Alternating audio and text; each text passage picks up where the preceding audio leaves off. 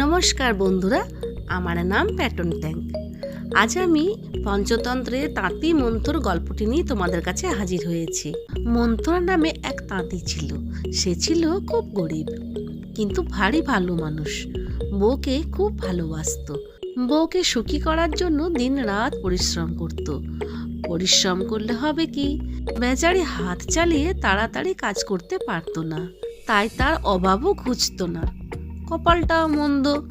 মরার উপর খাড়ার ঘায়ের মতো একদিন কাপড় বুনতে বুনতে তাঁতের সব কাঠ ভেঙে গেল। তখন সে কাঠ জোগাড় করতে কুড়ুলটা নিয়ে গেল বনে। ঘুরতে ঘুরতে একেবারে সমুদ্রের ধারে গিয়ে পেল একটা ভালো শিশু গাছ। গাছটাও ছিল বিরাট। সেটা কাটতে পারলেই তার তাঁতের কাঠ তো হবেই, বাড়ির অন্যান্য কাজেও লাগবে।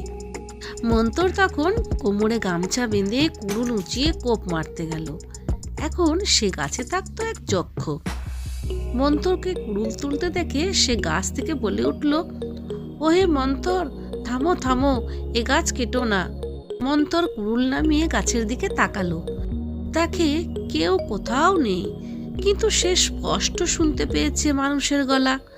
তখন সে এদিক ওদিক তাকিয়ে বলল, তুমি কে? কোথা থেকে বলছো? বেরিয়ে এসে বলো। গাছের ভেতর থেকে গম্ভীর গলায় যক্ষ বলল, আমি এক যক্ষ।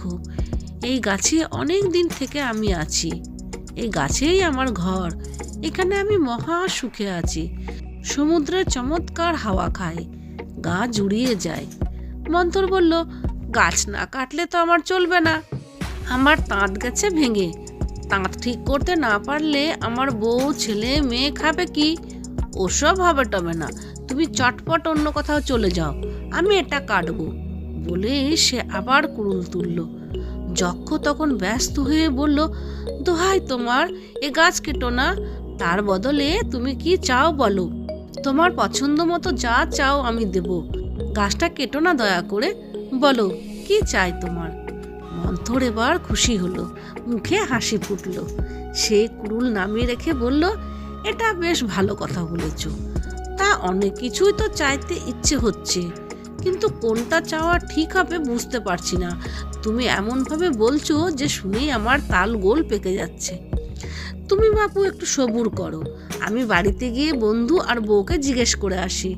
আমার বউয়ের আবার বুদ্ধি শুদ্ধি একটু বেশি, আমার মাথায় অত শত আসে না। বাড়ি থেকে আসি, তারপর তুমি দিও।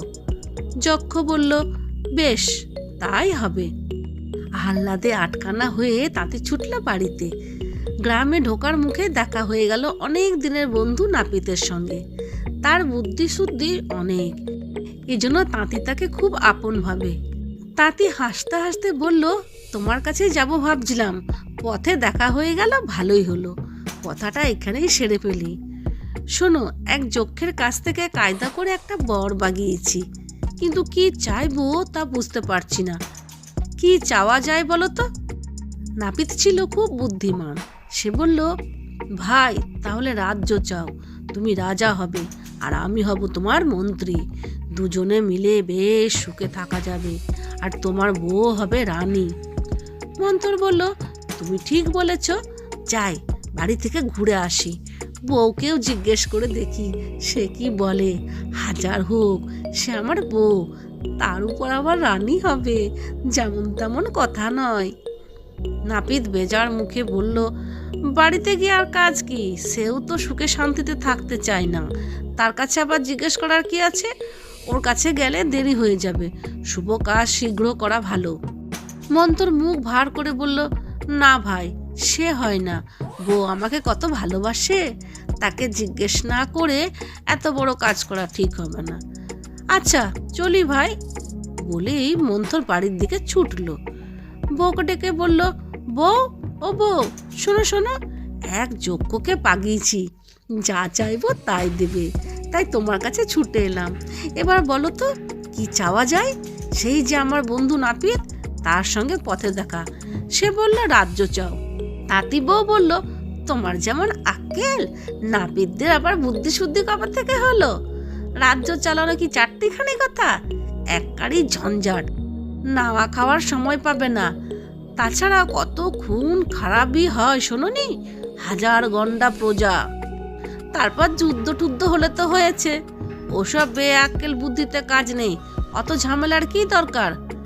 তাঁতি বলল, তা যা বলেছ, অত ঝঞ্ঝট পাকিয়ে কি কাজ, তাহলে কি চাই বলো তো। বউ বলল, শোনো, তুমি তো এখন রোজ একটা করে তাঁত বোনো, তাতে আমাদের খরচাপাতি কোনো মতে কুলিয়ে যাচ্ছে। এখন তোমার দরকার পিঠের থেকে আরও 2টি হাত আর একটি মাথা। ওই মাথা আর বাড়তি 2টি হাত যক্ষের কাছে চেয়ে নাও, তাহলে সামনের হাত একটি কাপড় বুনলে পিছনের 2টি হাতও একটি বুনবে। দিনে 2খানা কাপড় হলে খাওয়া পড়া চলে, টাকা জমবে। আমার গয়নাগাটি হবে, আমার কতদিনের শখ সোনার অলংকার পরবো, নাকে নথ, গলায় হার, কোমরে বিছা, পায়েও সোনার মল। বউয়ের কথা শুনে মন্তর তো মহা খুশি।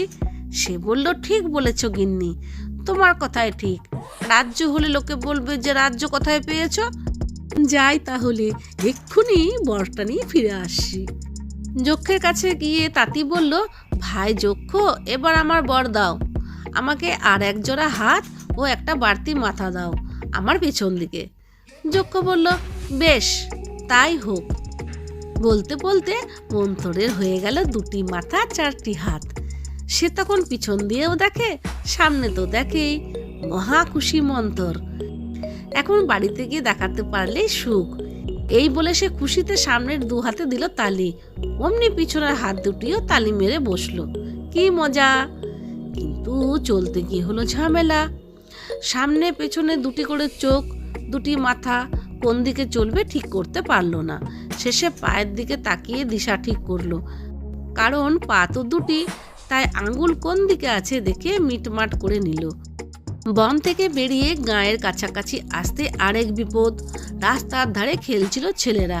হঠাৎ সামনে তাঁতির কিম্ভূত চেহারা দেখে ওরা ভিড়মি খাবার জোগাড়।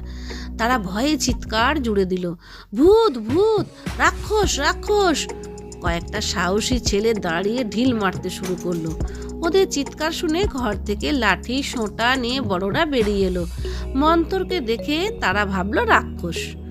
রাক্ষস মন্তরের ছদ্মবেশে এসেছে ছেলেদের খেতে। তাদের চিৎকারে আরও লোকজন চলে এলো। ঘটনার আকস্মিকতায় মন্তর আরও মন্থর হয়ে গেল। তার মুখে কোনো কথা ফুটলো না। ব্যাস, সকলে মিলে মন্তরকে পিটিয়ে গুটিয়ে শেষ করে ফেলল। মন্থর চিরকালের জন্য থেমে গেল। বন্ধুরা, তোমাদের অনেক অনেক ধন্যবাদ গল্পটি শেষ পর্যন্ত শোনার জন্য। যদি গল্পটি ভালো লেগে থাকে তাহলে অবশ্যই লাইক, কমেন্ট এবং শেয়ার করো প্লিজ। আর যারা নতুন বন্ধু তারা আমাদের চ্যানেলটি সাবস্ক্রাইব করে আমাদের পাশে থেকো প্লিজ। সকলে খুব ভালো থেকো, সুখে থেকো, আনন্দে থেকো, এই শুভকামনা নিয়ে আজকে এখানেই শেষ করছি। বাই।